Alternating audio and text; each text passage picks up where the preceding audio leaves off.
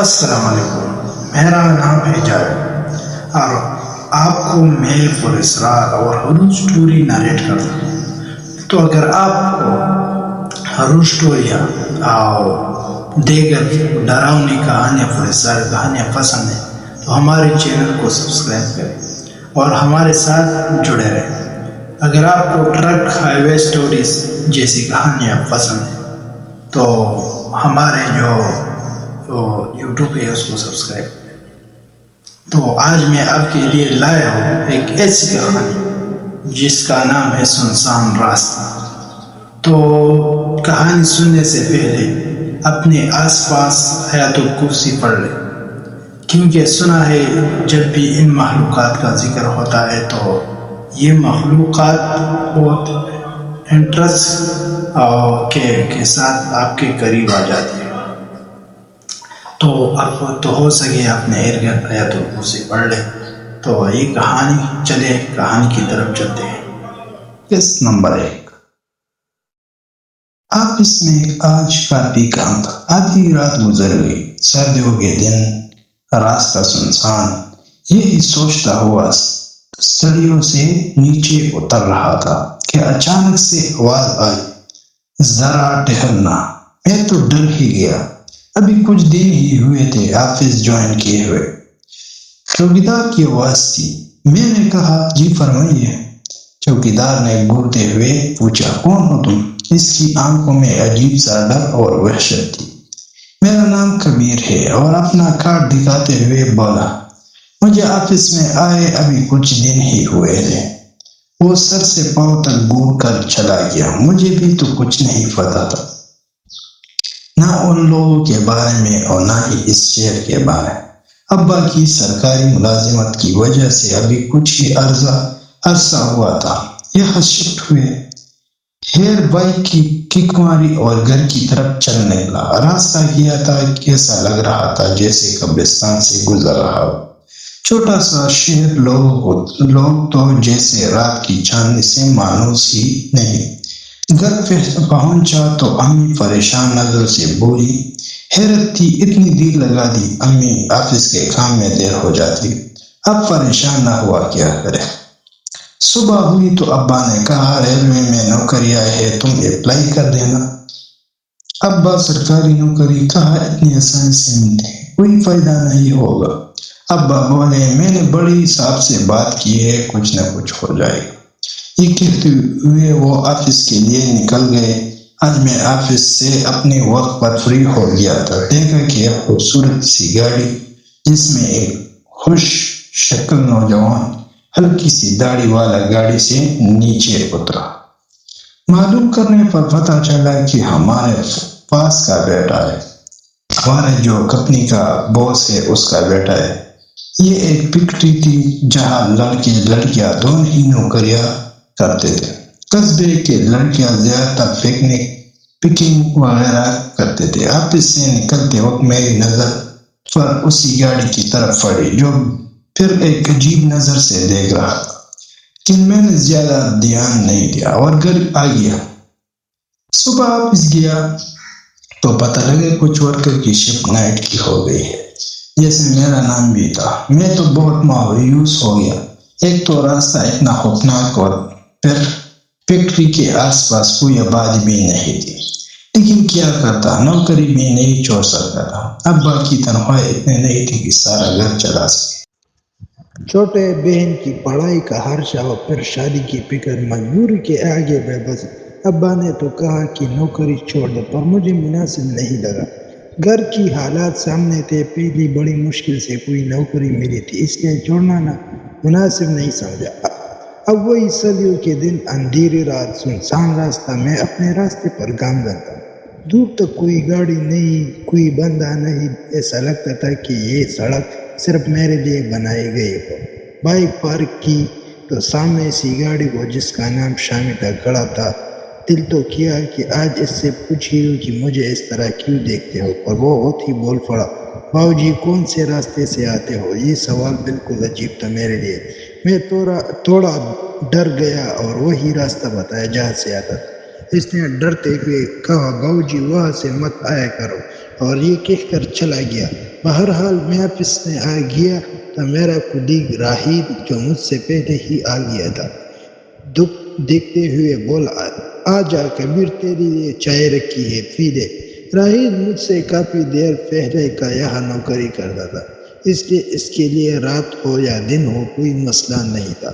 چائے پیتے ہوئے میں نے اسے شامی کے بارے میں پوچھا کہ کون ہے، کہاں سے آتا ہے۔ راہیل نے سوالی نظروں سے میرے طرف دیکھا۔ میں بولا بس ویسے ہی پوچھ رہا ہوں۔ راہیل بولا پتہ نہیں یار، میں تو جب سے آیا ہوں اسے یہی دکھ دیکھ رہا ہوں۔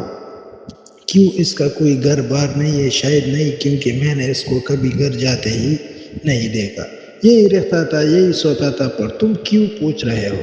کوئی خاص بات نہیں، بس ایسے ہی۔ کام کرتے ہوئے شیشے سے باہر نظر پڑی تو شامی گنلے سردی میں باہر کھڑا تھا، بیچارہ سردی میں اکیلا کھڑا تھا۔ میں نے ایک کپ چائے میں ڈالی اور اسے دینے کے لیے چلے گیا۔ اسے چائے دینے کے بعد کہا اسے اس وقت یہاں کون آئے گا، اندر جاؤ جو ٹھنڈ بہت ہے۔ لیکن اس نے کہا تم جاؤ، میری ڈیوٹی ہے۔ میں بھی کچھ کہے بنا واپس آ گیا۔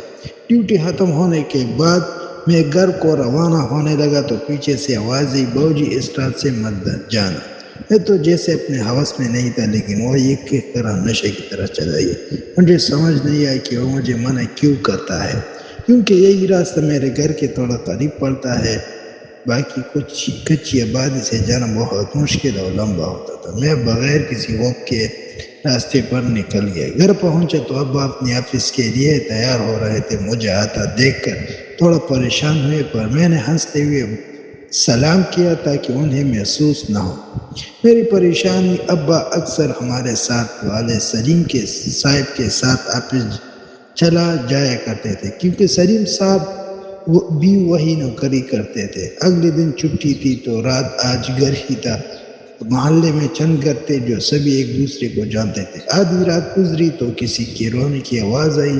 ابھی آنکھ لگی ہی تھی، گھر والے سب جاگ گئے۔ رونے کی آوازیں ہمارے برابر والے سلیم صاحب کے گھر سے ہی آ رہے تھے۔ ہمارے پہنچنے سے پہلے محلے کے چند افراد پہلے ہی وہاں پہنچ چکے تھے۔ یہ سلیم صاحب کی بیٹی تھی جو زور زور سے چلا رہی تھی۔ ایک جوان اور خوش شکل لڑکی اس طرح سے ڈری ہوئی کچھ سمجھ نہیں آ رہی تھی کہ کیا ماجرا ہے۔ سلیم صاحب پریشان حال سب کو دیکھ رہے تھے کہ ہماری وجہ سے اب سب کو تکلیف ہوئی۔ تھوڑی دیر بعد ان کی بیٹی تھوڑا سنبھالی تو سلیم صاحب نے سب کو معذرت کے ساتھ رخصت کیا، لیکن میں ابھی بھی اسے کشمکش میں تھا۔ خیر ماجرا کیا؟ اگلے دن روز کی طرف اپنے راستے پر وہی سنسان سڑک، وہی ڈر لے جا رہا تھا۔ پہلے کی طرح اب بھی راہیل مجھ سے پہلے پہنچ چکا تھا اور چائے پہلے سے تیار تھی جو میرے آگے پیش کر دی۔ چائے پیتے وقت مجھے شامی کا خیال آیا، وہ اپنے روزمرہ کی طرح ڈیوٹی دے رہا تھا۔ میں نے پھر اسے سلام کرتے ہوئے چائے پیش کی۔ اس نے کچھ کہے بنا چائے لے لی۔ میں واپس آنے لگا تو سوچا کیوں نہ آج اس سے بات کر لی جائے، کیونکہ رات کے وقت ویسے بھی زیادہ کام نہیں ہوتا اور راہیل کے ساتھ اچھی بنی ہوئی ہے تو تھوڑی دیر بعد آج اس سے بات کر لیتا ہوں۔ میں نے مسکراتے ہوئے بات کا آغاز کیا اور کہا شامی صاحب سنو، پھر کیسی گزری ہے؟ شامی نے مجھ سے عجیب سی انداز میں دیکھا جیسے میں نے اس کے سر پر کوئی بندوق رکھی ہو۔ شامی نے کوئی جواب نہیں دیا۔ میں نے کہا شامی صاحب آپ مجھے اپنا دوست ہی سمجھے۔ اب اس کے چہرے پر تھوڑا اطمینان ہوا۔ اس کی نظروں سے ایسا لگ رہا تھا جیسے کسی کو ڈھونڈ رہا ہو۔ میں نے پوچھا سب خیریت ہے؟ اس نے پھر وہی کہا کہ ابھی بھی اسی راستے سے آتے ہو۔ میں پھر سے ڈر سا گیا۔ میں نے کہا ایسی کیا بات ہے اس راستے پر جو مجھ پر وقت یہی پوچھتے ہو؟ آج بتاؤ جو۔ اس نے سر پر ہاتھ رکھتے ہوئے کہا بس تم اس راستے سے مت آیا کرو، کوئی ہے جو وہی ہوتا ہے اور تمہیں نہیں چھوڑے گا۔ یہ کہتے ہوئے اس کی زبان اس کا ساتھ نہیں دے رہی تھی۔ میں نے پوچھا کون ہے؟ شامی بولا مجھے نہیں پتا، پر تم وہاں سے مت آیا کرو۔ لیکن اب میرا ڈر اتر گیا تھا۔ مجھے لگا شامی کی تنہا رہنے کی وجہ سے اس کا ذہنی توازن تھوڑا خراب ہو گیا ہے۔ اب جو دل میں وہم تھا ختم ہو گیا۔ صبح گھر پہنچا تو ابا نے کہا اللہ نے چاہا تو جلد ہی تمہاری سرکاری نوکری لگ جائے گی۔ آفس نکلتے وقت آج سردی کچھ زیادہ تھی، ہلکی ہلکی بارش بھی ہو رہی تھی۔ امی نے منع کر دیا کہ آج نہ جاؤ، بارش تیز ہو گئی تو پھنس جاؤ گے۔ امی کوئی مسئلہ نہیں، بس آپ دعا کیا کریں۔ میں اپنے راستے پر چل نکلا۔ ابھی آدھا راستہ گزرا تو بائک کا ٹائر پنکچر ہو گیا۔ سنسان راستہ، دور دور تک کوئی دکان نہیں تھی۔ کیا کروں کچھ سمجھ نہیں آ رہا تھا۔ خوفزدہ حال کیا کرتا، بس بائک کو لے کر کھینچا گیا اور دل ہی دل میں جو کچھ آتا تھا پڑھتا گیا۔ ابھی زیادہ دور نہیں گیا تھا کہ ایک آہٹ سنائی دی۔ پہلے سوچا کوئی وہم ہے، لیکن دوبارہ اسی آہٹ کو زیادہ قریب پایا۔ میں نے بائک کو تیزی سے دوڑایا پر پنچر کی وجہ سے زیادہ تیز نہ کر پائے۔ اب جو دوبارہ سنا تو صرف آہٹ نہیں تھی، بلکہ کسی نے بلند آواز سے میرا نام لیا۔ کبیر! اپنا نام سن کر میرے ہاتھوں سے بائک گر گئی۔ دوبارہ پھر سے اس نے میرا نام دہرایا، کبیر! اب ہمت کر کے میں نے پیچھے مڑ کر دیکھا تو پیچھے تو کوئی بھی نہیں تھا۔ کیا تھا یہ؟ کس کی آواز تھی؟ کون تھا جس نے مجھے میرا نام سے پکارا؟ لیکن بنا تاخیر کے میں نے وہاں سے نکلنے کی شامی کی باتیں دماغ میں گھومنے لگے۔ اسے پاگل سمجھ کر اس کی باتوں کو نظر انداز کر دیا۔ اب بھی وحشت بن گئی۔ مجھے نہیں پتا تھا کہ مجھے آفس پہنچنے میں کتنا وقت لگا، پر جیسے ہی پہنچا سب سے پہلے میری نظر نے شامی کو ڈھونڈا اور وہ کہیں نظر نہیں آیا۔ اپنے کیبن میں گیا، راہیل موجود تھا۔ مجھے دیکھ کر گھبرا گیا۔ کیا ہوا کبیر؟ سب حیرت ہے، اتنا پریشان کیوں ہو؟ یہاں آ کر بیٹھو۔ اس نے مجھے پانی پلایا۔ آرام سے بھائی، کیا ہوا؟ میں نے سانس لیتے ہوئے شامی کے بارے میں اس کی کہا ہے، اس کی تو کل رات سے طبیعت خراب تھی، وہ نہیں ہے، اپنے کمرے میں ہے۔ یار آج بڑا عجیب سا واقعہ پیش آیا، میں نے ڈرتے ہوئے اسے بتایا۔ راستے میں میری بائک خراب ہو گئی تو کسی نے مجھے آواز دی۔ پہلے میں سمجھا کہ میرا وہم ہے، لیکن دوسری دفعہ تو بہت بلند آواز سے میرا نام لیا۔ میں دیکھ رہا تھا کہ جب میں اسے یہ بتا رہا کہ اس کے چہرے پر ہلکی سی ہنسی تھی، اور پھر ایک کہکہا لگا کر بولا، یار کبیر، تو دیر سے آنے کی وجہ سے پریشان ہو رہا ہے۔ او بھائی، رات کے وقت کون کسے پوچھے گا؟ ایک گارڈ شامی ہے، وہ آج ہی ویسے نہیں آئے۔ یار آخر میں مذاق نہیں کر رہا، یار تیرا وہم ہو گیا، چل چھوڑ، اس بارے میں نہ سوچو۔ تم نے روز اسی راستے سے آنا جانا ہوتا ہے، تمہارا وہم تھا، بھول جاؤ۔ غصے سے میں خاموشی رہ گئے۔ اب تو بس یہی تھا کہ کب صبح ہو اور شامی سے ملو، پوچھو کہ کیا معاملہ ہے۔ صبح ہوئی، سب سے پہلے میں شامی کے پاس گیا تو فیکٹری کے بالکل پیچھے تھا۔ میں نے دھیمی آواز میں دروازہ کھٹکھٹایا، آواز دی۔ شامی پہلے آواز نہیں سنی تو میں تھوڑا اونچا بولا، شامی! وہ چون کر اٹھا، کون ہے؟ میں ہوں، کبیر۔ اس نے دروازہ کھولا۔ ہاں، کیا بات ہے، کیا کرنے آیا ہو؟ میں گھورتے ہوئے اس کے پاس گیا اور پوچھا، آج بتاؤ کیا ہے؟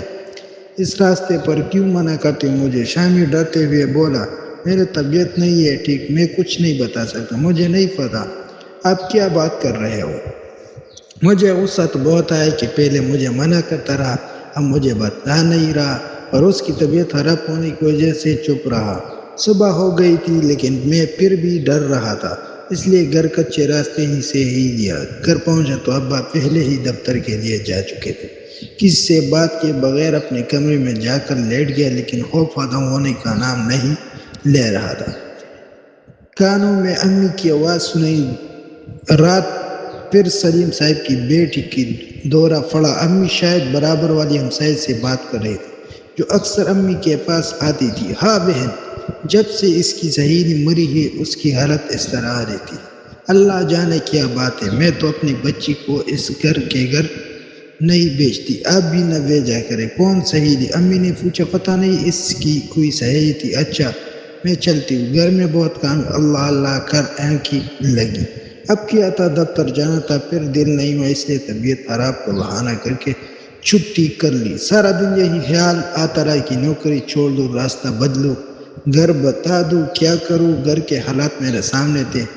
ابا کو اکیلا دیکھ کر میں کسی گھر میں بیٹھ سکتا ہوں۔ سچ ہے کہ جب انسان مجبور ہوتا ہے تو نہ چاہ کر بھی وہ کام کرنے پڑتے ہیں جو کرنے کو دل نہیں کرتا۔ بہت ساری باتیں، بہت سارے لوگ جو ہمیں پسند نہیں ہوتے، ان سے سمجھوتا کرنا پڑتا ہے، نہ چاہ کر بھی باتیں کرتے ہیں، ضرورت انسان کے غرور کو توڑ دیتی ہے۔ میں نے اپنی نوکری کا وقت بدلا لیتا ہوں، صبح کی شفٹ ہو جائے گی تو سارا مسئلہ حل ہو جائے گا۔ شام کو ابا آئے تو مجھے گھر دیکھ کر پریشان ہوئے، کیا ہوا کبیر، آج دفتر نہیں گئے؟ اب کیا بتاتا کیوں نہیں گیا؟ بس ابا تھوڑی طبیعت خراب تھی۔ اچھا ٹھیک ہے، میں نے تو تمہیں کہا ہے بیٹا نوکری چھوڑ دو۔ ابا جب کوئی مسئلہ نہیں تو نوکری کیوں چھوڑو؟ ٹھیک ہے، کھانے کے بعد سلیم صاحب کے گھر جانا ہے، آج وہ دفتر نہیں آئے، شاید اپنی بیٹی کی وجہ سے پریشان ہے، تم بھی میرے ساتھ چلنا۔ میں نے سر بلاتے ہوئے کہا ٹھیک ہے۔ یہاں بھی الگ ہی کہانی چل رہی تھی، ایک تو اس راستے کا ڈر، اوپر سے سلیم صاحب کی بیٹی کی دورے۔ سلیم صاحب کے گھر گئے، بڑی عزت کے ساتھ سلیم صاحب نے اپنے بیٹھک میں بٹھایا۔ سلیم صاحب اپنی نظریں نیچے کر کے کسی گہرائی سوچ میں چلے گئے۔ ابا نے مخاطب ہو کر کہا سلیم صاحب چون کر بولے، جی آپ پریشان نہ ہو، اللہ بہتر کرے۔ جی بس اب تو یہ شاید زندگی کا حصہ ہی بن گیا، ایک جوان بیٹی اس حال میں ہو، شادی کی عمر پہنچ چکی ہو، تو آپ ہی بتائیں کہ ایک باپ پر کیا گزرتی ہوگی۔ آنکھوں میں واضح نمی دکھائی دے رہی تھی۔ ابا تسلی دیتے ہوئے بولا، آپ پریشان نہ ہو، اللہ بہتر کرے گا۔ اگر آپ کہیں تو شہر کے کسی بڑے ڈاکٹر کو دکھائے، میں سب کر چکا ہوں پر کوئی فرق نہیں پڑا۔ لوگ کہتے ہیں کسی پیر کو دکھائے، پر میرا دل نہیں مانتا۔ اللہ کے نیک بندے کہاں اتنے آسان سے ملتے ہیں؟ اپنی بچی کو یوں اس طرح کسی کا والی نہیں کر سکتا۔ ابا نے تھوڑے ہچکچاتے ہوئے پوچھا، اگر آپ برا نہ لگے تو یہ کب سے اس طرح چلے؟ بس کیا وہ تو شاید سلیم صاحب بتانا نہیں چاہ رہا تھا، اس لیے ابا نے آگے نہیں پوچھا۔ بہرحال وہاں تھوڑی دیر بیٹھ کر ہم گئے، لیکن میرے دماغ میں وہی ہلاپت تھی کہ آگے کیا ہوگا۔ پھر خیال آیا کہ کیا یہ اتنی بڑی بات ہے کہ میں ڈر کر گھر بیٹھ جاؤں؟ اب ہمت کرنی ہوگی، اللہ سب سے بڑا ہے، زندگی موت اللہ کے ہاتھ میں، پھر ڈر کیسا؟ مجھے تو لگتا ہے کہ راہیل تھوڑا مسکراتے ہوئے بولا، ہاں یاد آیا، آج تو کسی نے تمہیں آواز نہیں دی؟ حید کے ساتھ، نہیں یار، وہ تو بس اسی دن ہوا تھا۔ ہاں میں نے کہا تھا کہ نہ ایسا کچھ نہیں، تمہارا وہم ہے۔ صبح ہوتی